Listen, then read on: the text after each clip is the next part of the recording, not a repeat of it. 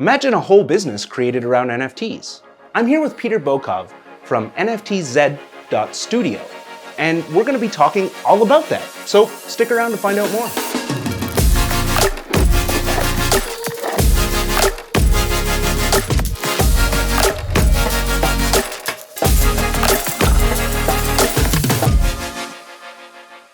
Well, thanks again, Pieter, for coming by and answering some questions. Good to have you. So first things first, I hear that you have a Bored Ape. It's not true. Not true? All right, that's it for questions. We're done. So yeah, tell me a bit about that and how you would make money off of that or monetize it. What kind of things could you do with it? Yeah, so the Bored Apes were one of the first projects that allowed for the person who owns the NFT to have the IP rights. Mm-hmm. So there's predominantly two different models in the space right now, CCO, and then the ability to own the IP rights. One is you don't own the rights to whatever asset you have, and anyone can make a t-shirt and sell the t-shirt. Right. The other one, like Bored Ape Yacht Club, now World of Women, and a few others, you own that asset. So the characteristics of the ape that I have are unique to mine out of 10,000. So there's only 10,000 that are apes and one that's specific to me. So I can give it a name, I can put it on t-shirts, I can sell the t-shirt and make money from it. So I have that license available to me. Sure. With that said, there's a lot of unique ways that people can monetize their NFTs, even outside of Bored Apes, but I'll use Bored Apes as the prime example.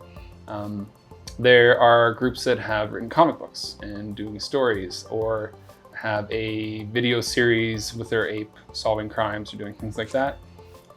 Through to the easiest and lowest hanging fruit is merch. So people make a shirt, a hat, and they sell it. Some apes are licensed into Zoomies and PacSun, which are American companies, but also Old Navy.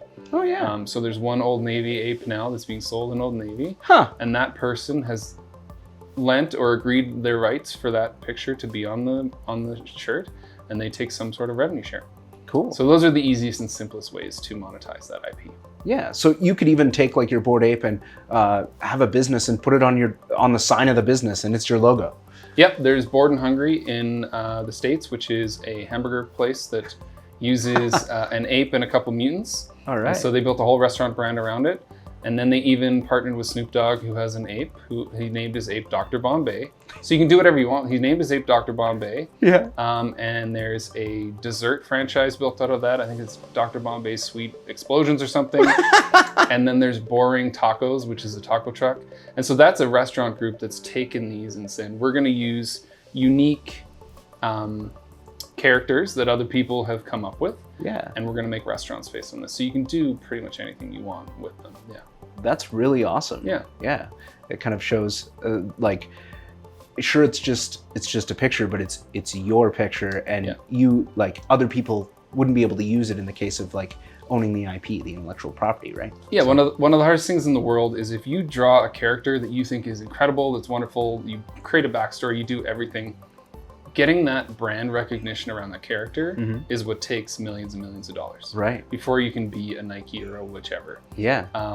Or what's a Dora the Explorer? You know what I mean? Or Paw Patrol. Yeah. But what Bored Ape Yacht Club is, it's a built-in brand. So there has been this culture around it that happens. So I can take this ape, and there's already branding done to it so that I can use it and then monetize it. Madonna has an ape. Snoop Dogg, Eminem, Future, just there's so many. So celebrities coming on board and people coming with really creative, unique ways to build this brand around the Bored Ape Yacht Club elevates the one that I have that I can then use to monetize and create value. Cool. Yeah. Oh, that's really interesting. What do you think the next step for businesses is to start integrating, NFTs into a business model? What is that looking like? Yeah, so it's exploded already, and there's a lot of use cases actually that are coming up. I mean, Starbucks just announced they're using NFTs as a loyalty program. Tiffany & Co. just sold 250 NFTs that allowed anyone who has a CryptoPunk to get a chain made with their CryptoPunk on it. Wow. And they sold each one for 30 Ethereum, which is quite a lot of money. Wow. So I think it was about a $15 million sale across the 250. And those people now have the CryptoPunk necklace. One of a kind. Yeah, but there's other unique applications. There's a fascinating and really cool clothing concept called Clubhouse Archives that is doing basically the ability to generate a clothing brand on demand in Web3. You get 3D digital assets with it. You have the ability to create a store, and they can build in digital ownership that's actually built into the item itself on the supply chain side.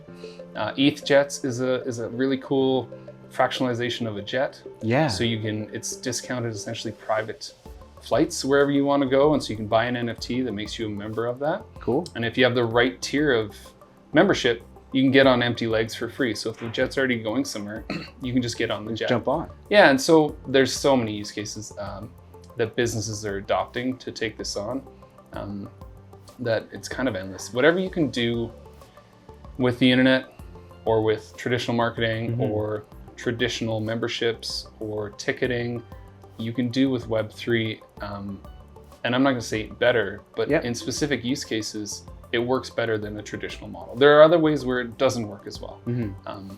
But yeah, it's just how smart entrepreneurial people apply it to their business is what's being done. Yeah, and one cool thing, like you were talking, off screen before about Bored Becky and her her cereal branded Bored Ape. Yeah, GM cereal. Yeah. Her ape has multicolored teeth. It works perfectly for a cereal brand. That's hilarious.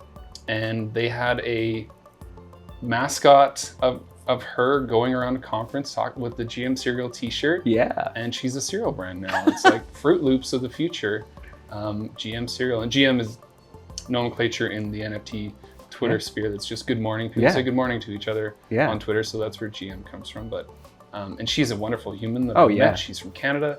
Yeah. And so it's just really cool to see that kind of stuff being done. Yeah, it is neat. Yeah.